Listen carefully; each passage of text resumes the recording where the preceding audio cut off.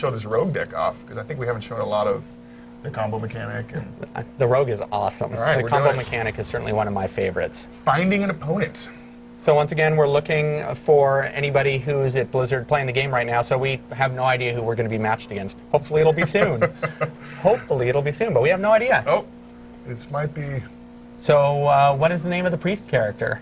The priest hero is Anduin Wrynn. He's the son of Varian Wrynn. He's got a huge backstory, actually. He's a really interesting character and starting to really come into his own in Mists of Pandaria. And it's one of the examples of when we were working on this game, we wanted characters from way back in the past, and we wanted characters that are just coming into their own. So there's our warlock, Gul'dan, who you mostly know of, from his skull these days, and died a long time ago. And at the same time, you have characters like Anduin, who in Cataclysm is, Mists of Pandaria. Yeah, he's kind of but Mists of Pandaria is really moving. All right, so here we are, our opening hand for the Rogue deck. I've got Defias Ringleader. Combo works if you've played a card already this turn, and then you play a combo card, it does something more. So in this case, I want to play something first and then play him. The rest of these cards, I think I might just get rid of them. They're a little high cost. Yeah, I'm always torn about the Kodo. I'd certainly get rid of the Assassinate, and the Kodo is probably get rid of it, because we want to have something to combo with that Defias Ringleader, I think. All right, so we got an Eviscerate, a golden Okay, Eviscerate. that looks very solid. And again, that's one of the golden cards that you can sort of see where we're going with it, but it doesn't have all the animations that you will expect when we ship. Greetings, Malfurion. So we have a question about, does each class have a play niche, like minion buff druid or heal control priest? Well, yeah, we have mechanics that kind of feel unique for each class. The Rogue mechanic is combo. No other class has any combo cards, and we tried to make sure that each class felt unique to play. Each class has their own hero power. Yeah, the Druid that we're playing against, nobody else has the choose one ability, so only Druid will have cards that can say, do this or that. They have a lot of options, and each class has something like that that's pretty special for that class. So Young Priestess is really strong. If he gets another minion out, it'll start buffing his other minions. Should I use my Eviscerate now without the combo effect to get rid of it, or should I just maybe use my weapon and start dealing some damage to it in the short term? I'm distracted by our questions, because we got the question I was afraid of. Oh, what's that? It's, what's the name of the fish? It's the Hearthstone beta fish. Mateo, did you ask that question? I feel like that was you. Somebody actually asked it? Oh, Knife Juggler. Yeah, we're seeing a lot of Knife Juggler in the we've seen him a lot today, actually. Well, I really want to be able to combo these guys, but I don't have a lot of low-cost cards yet. Maybe I should put more in this deck. The Bloodsail Raider isn't bad, well, except we want to use it as a combo starter, so maybe we just start with our weapon. Yeah, okay, so this, I can use my hero power to get a dagger. I can use it again to give it +1 attack for a turn. So, should I run it into this Knife Juggler? It's going to cost me some damage. Just to weaken him, and then next turn I can buff my weapon and attack him again? All right, yeah. let's do it. And we got a question, why did the Rogue start with 3 cards?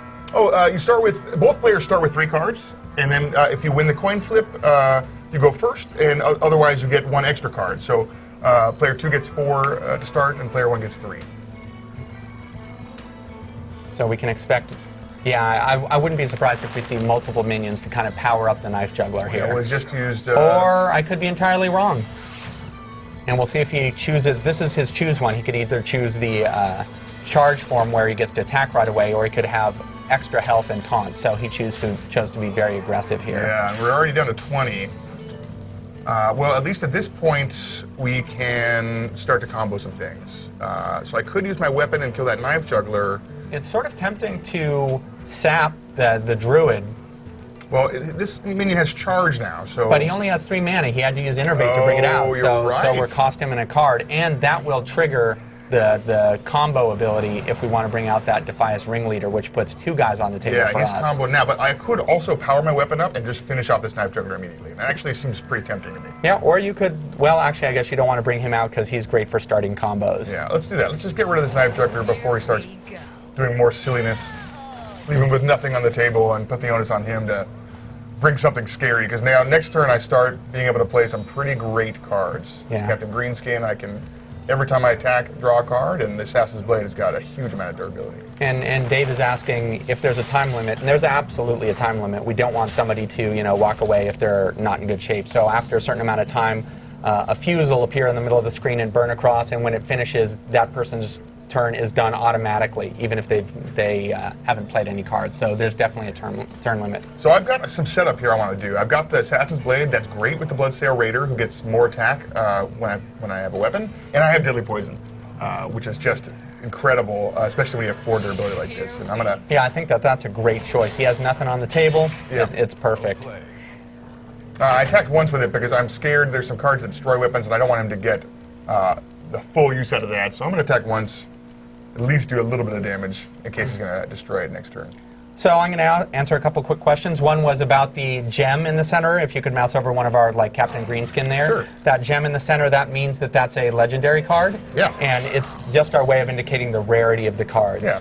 And another question has to do with whether you can build a hero-focused deck without hardly any minions. And the answer is you definitely can. In recent weeks, we've certainly seen a number of mage decks that have focused on blasting the opponent down with spells and maybe a smattering of minions with spell power to sort of finish the player off. Okay, anyway, so back to the game. We've got, I think I'm going to Deadly Poison, just to start off with a huge weapon. I can now just attack this guy, but I'm getting really low. I think I probably do have to attack him, though. No, you didn't, because you have Captain Greens. Oh, wait. Whenever he attacks. So you could drop him and draw a card, but that's still... a card. I also could play all these combo guys now. Yeah, you could play a 2 and a 3. We'd fill our board up pretty well. I think, though, the right call, just get an extra card here. I need to make sure I have responses in case he does something kind of ridiculous. But that's good. I got Backstab. That's great for starting combos. I mean, Yeah. not only is it a good card in and of itself, but it's great for letting some of these other combo cards go. Certainly, and I could play Backstab and then follow it up with the SI7 Agent, and that's 4 damage total. So he's swiping here, presumably maybe using his hero power. Oh, he's going to use Wrath. I have a question for you, by the way. There was a question about whether we have a leaderboard at the office, and I know you had a feeling about who the best Hearthstone player was. If you wanted to share that, I haven't seen a leaderboard, but I'm sure I'm at the top of it. So. All right, so I'm going to start off with the Bloodsail Raider. He's going to get 5 attack from the fact that I have this 5 attack weapon. Yeah, that's here. a fantastic play. And now I have all this these combo guys. And the question is now, do we want to fill our board in case he has some sort of... well, he just did a swipe, so filling our board actually seems like a great play. Yeah, why not? Yeah, well, in case he had an area of effect, but after using the swipe, I'm less worried. Well, if we don't keep some pressure on now, I think it's going to be tough. We're already at 8 health, and so I need to make sure to kill him before he draws some direct damage, maybe to finish me off. He's got his hero power, so he can deal 1 damage a turn. Oh, he's apologizing in advance. Oh no, is it claw bite or? Yeah, he's double. That's 2 claws. That's 6. And Savage Roar. Well, that's a huge amount of damage out of nowhere. Yep. And so there's a question about the yellow outline around the rogue cards. What that means is that the combo power for that card has been activated. So it's just an indicator to the player that, oh, if I play this, I'm going to get the combo effect. Malfurion! We're doing real well so far. Well, that's a bummer. I felt like I had it. We had so many guys. That's a little surprising for, the best Hearthstone player here. Well, I built some of these decks to show off the new mechanics, and to try to let things get a little out of control. Is that it? All right, so we're gonna play another game. Do you guys want to see a specific class? Is there